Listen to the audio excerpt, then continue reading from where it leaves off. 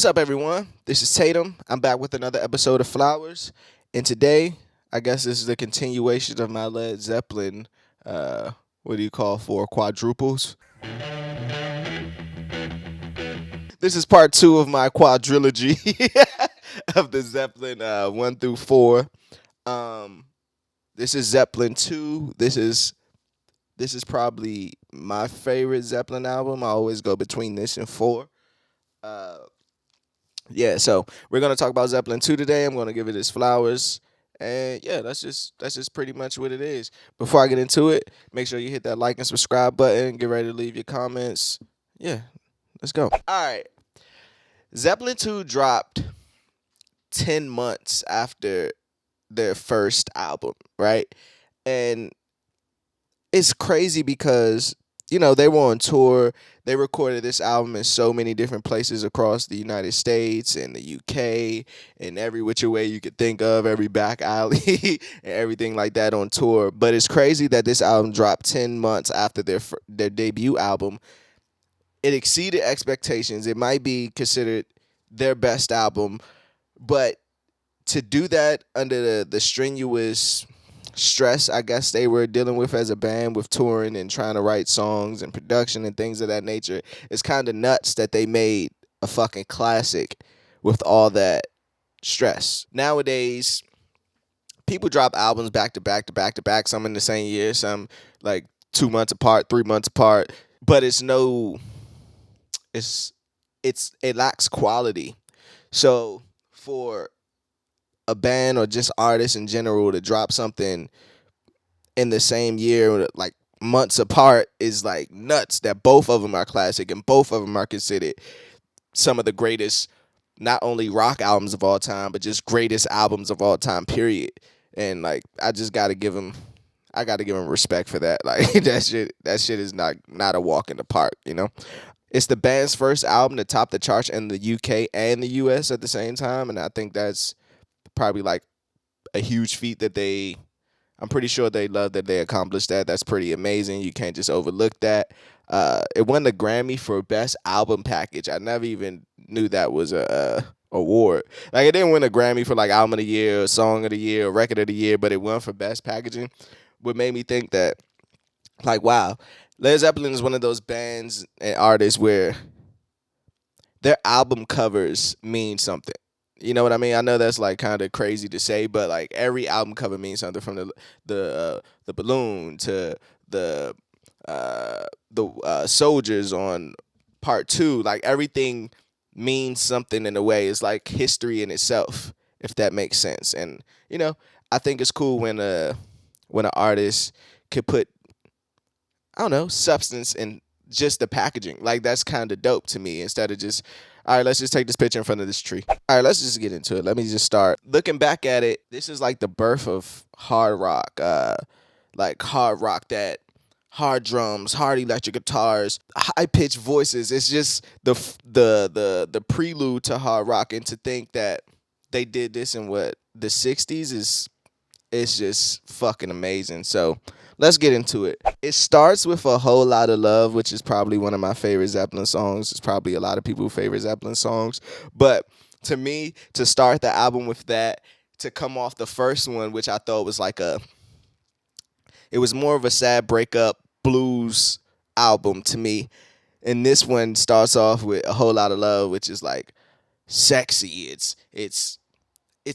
It's just so fucking dope. It reminds me of, like, when you go through a breakup and you go through the sad phase and then you go back to getting in your bag phase. This is like getting back in the bag phase. Like, every song on here pretty much, it sounds like, this album sounds like it's made to be played live. Like, it sounds, even though they say that it was hectic recording this album, it sounds fun. It sounds like something you could just party to, for lack of better words, or just enjoy. Like, A Whole Lot of Love, the way that song just comes on, it's just fucking amazing to me. And even the breakdown in the middle of the song, then they bring the beat back. Zeppelin is known for that, like taking the vocals out and just let the band, like, you don't get bands that just rock anymore. You don't even get rock bands no more. period. So instead of just having the lead singer sing over all the tracks and things of that nature, let the drummer get some, let the guitarist get some, like let the pianist get some. It's that's what a band's supposed to do, and I think A Whole Lot of Love showcases that along with other songs on the album. But I think to start off the album with A Whole Lot of Love, to come off the first one is like, yeah, we back in our bag. What the fuck you gonna do? Like, and we're doing this within a year, and what the fuck are you gonna do? And Jimmy Page is just like top notch production, bro. Like I read that, you know, this album is pretty much like his baby far as production wise. Like, and to think band leader, you on tour, to come up with all these songs and melodies and beats and instrumentals, it takes talent. Like that shouldn't be something we just brush over like so easily because, you know, he's great. Give that man, that's why I named the show Flowers. Give that man his flowers for what he did for this album. Like the production on this album is, like I said, is just fucking top notch. Like, period. Is nothing more I can say about that. But Jimmy Page did his fucking thing. Robert Plant came through with the vocals too. Their marriage with the production and his vocals is just, man, like it's just fucking beautiful, bro. Like I find myself like just zoning off and listening, like the contrast of, okay, thinking about like how this is the birth of hard rock and how Robert Plant's voice is just high pitch. He's screaming with the guitars, he's screaming with the drums, he's like fighting it, like fighting these instruments, and that is just beautiful. Like it's just beautiful to me. Yeah, this album sounds like it was made to be performed in front of large crowds. Like you could tell because I read that they were making these songs obviously on the road, and a lot of it came from like jam sessions on the stage anyway. So you can hear that in every track to me. Every track you can hear that. Every track sounds like it could be performed live. Also, this is the first album that Plant received writing credits. As you know, they retroactively added him to songs on the first album because he was still under contract, I think, with CBS. Like I said in my Zeppelin 1 review, that's just nuts. How you could write songs, but you still be under contract with somebody else and you can't technically get credit for it. Like, I wonder, did he still get paid in that moment for those writing credits? I haven't found that out. If you know the answer to that, let me know. When we get into what is and what should never be, I love how Plant vocals, that underwater sounding flagger, ran through, filter, whatever, reverb, whatever you want to call it. I love that. Like, that's the first thing that catches my ear. I'm pretty sure it catches a bunch of people's ear, especially in the 60s. They're probably like, what the fuck? But that stood out to me. That makes that one of my favorites songs, and I just love the way that song comes on so slow with the guitar, and then it builds up into this high stakes kind of rock record, and then it drops back down again, and it sounds like he's back underwater, and then he jumps up from out the water again and goes back down. It's just, the production and engineering on this album is just so fucking god level. It's ridiculous, man. Like this is it saddens me that rock music is pretty much dead. Like it saddens me that we probably would never get another classic rock group again. Because I think hard rock in general, it needs to be in culture just as much as hip hop, just as much as pop, just as much as anything else. I think it needs to be in culture. We need it on a higher stake level. Like I know it's probably underground artists who are thriving as a hard rock group and rock and roll band, but we need that band that's on top notch level. You know what I mean? So the masses can see them, and I just miss that within music nowadays because everybody's rapping. Singers are rapping, rockers are rapping, rappers are singing. It's weird. How Lemon Song comes on with that fucking guitar riff is just fucking disgusting, bro. Like, I find myself rewinding that before anything drops in most of the time, just because, like, and I just make that disgusting face, like, rewind that back before. No, rewind that back. It's just, that guitar riff is just disgusting. Like I said, Zeppelin to me, from the first, I'm just talking about the first two albums, their beat switches within a song is just it could be compared to none. Like so, like on Ramble On, they do the same thing where the verse is this calm acoustic guitar, and then the hook is this loud electric guitar with drums behind it, and then it drops back down into the acoustic guitar. That contrast, that contrast is just fucking dope, man. I can't even say much more about it, but I just love, me personally, I just love that contrast between the two. And big shout out to Willie Dixon and Howlin' Wolf. Like, those are the, for me, blues legends, black. Uh, Willie Dixon is one of the greatest songwriters of all time. His music's probably been copied more than anybody. Uh, he's just a foundation of just blues music, and his pen game is just ridiculous. I remember watching. I first got known of Willie Dixon with Cadillac Records, Cedric the Entertainer's character, but his pen game is just ridiculous, bro. Like I said before, I know his fucking publishing checks got to be insane. Howlin' Wolf also, he wrote songs for Howlin' Wolf, but Zeppelin also used some of his shit too as well, and they got sued for it and had to retroactively put their name in the credits and pay them back what they owe, which is only right. To be truthfully honest, like, you shouldn't be able, just like with hip hop, you can't just sample anything and just not pay the person who you sampled. Like, it's not fair. It's not. And if you're truly paying homage, you shouldn't even have a problem with doing that. I wonder if that was that Zeppelin doing or Atlantic doing. I wonder if Zeppelin, like, we want to, like, or was it even a thing? Like, did they know that they had to pay? Like, was that, I don't know. That's just a weird thing. If you know the answer to that, let me know in the comments. And is it me? But every time I hear the beginning of Heartbreaker, I think of Black Sabbath. Like, I think it's just a note off from going dun dun dun dun dun dun dun dun dun dun dun dun dun. Like, every time I hear that, I'm just waiting for that switch to go to Black Sabbath. But then I think, oh shit, this was the fucking birth of fucking hard rock. Like, they probably looked at them. I mean, obviously they probably looked at Zeppelin, but they probably looked at them and bit off Zeppelin shit to create with, or inspired by Zeppelin shit to create what they created. I always think about that. Like, every time I hear Heartbreaker, I think it's about to, as soon as it's about to go to dun dun dun dun dun dun dun dun dun dun dun dun, like, every single time. And Heartbreaker is so fucking hard, man. Yeah, it's just so fucking hard, bro. Like I said, you just don't get that hard rock shit no more. That the whole time I'm just listening like this, like, the whole time, like, that's probably the hardest on that album to me. It's probably my favorite song on the album before I get to favorites. But that song is fucking amazing, man. It's so gritty. It's so dirty to me. Like, it's just filthy in a good way. Filthy in a good way.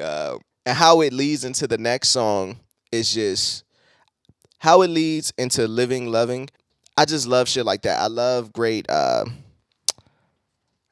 cohesiveness within albums that you probably don't even get anymore. Like, I love when a song can bleed into the next song and you don't even kind of know that the next song has started. I think it takes thought to do that. Sometimes it happens on accident, I'm sure, but it takes thought to do that. And as listening back to it, I'm like, damn, I love that fucking transition to that next song. And it makes me kind of like the next song more just because it's coming off that song. But yeah, that's something that me as a just music listener, I love when songs bleed into the next song effortlessly. It makes me think that it lets me know that the artist actually cares about what they're doing. Just a little bit. Even if they don't, it makes me feel that as a fan. And I just appreciate that.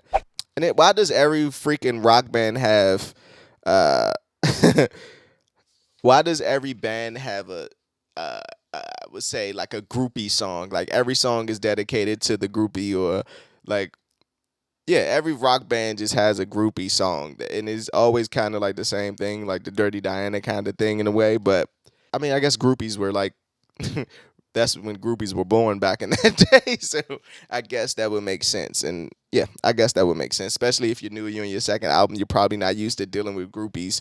Like, you're just getting your fame, like, and people know your name and people are screaming and things of that nature. So I can understand it, but it listening back, oh, it made me think like, yo, why does every fucking band has a groupie song? It never fails. Listen to every classic rock group and they got a groupie song.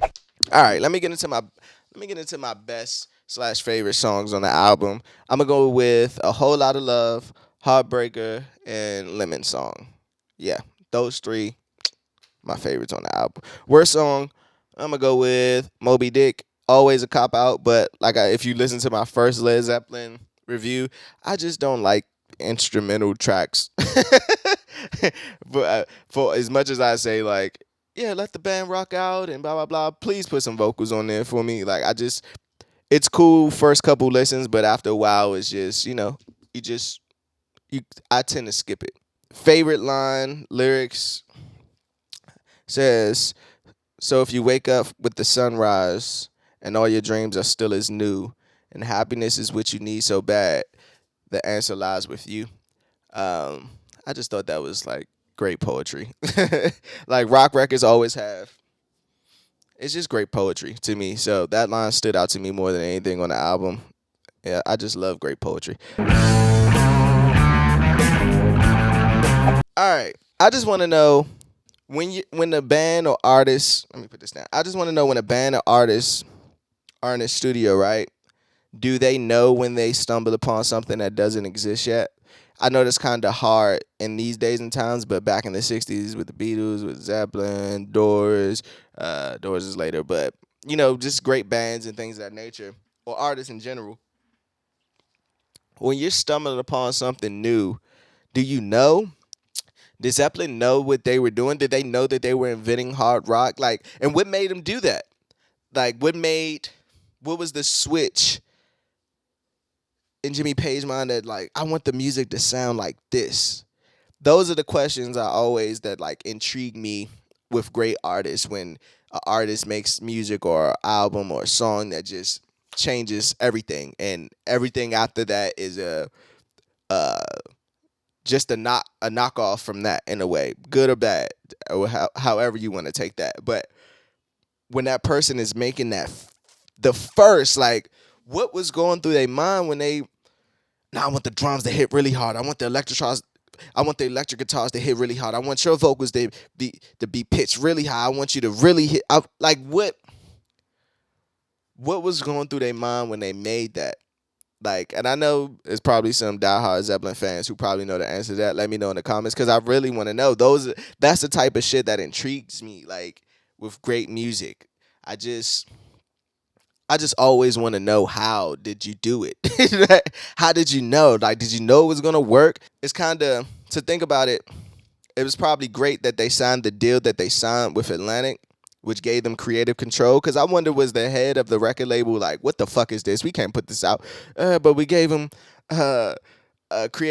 creativity freedom. So we can't really stop this.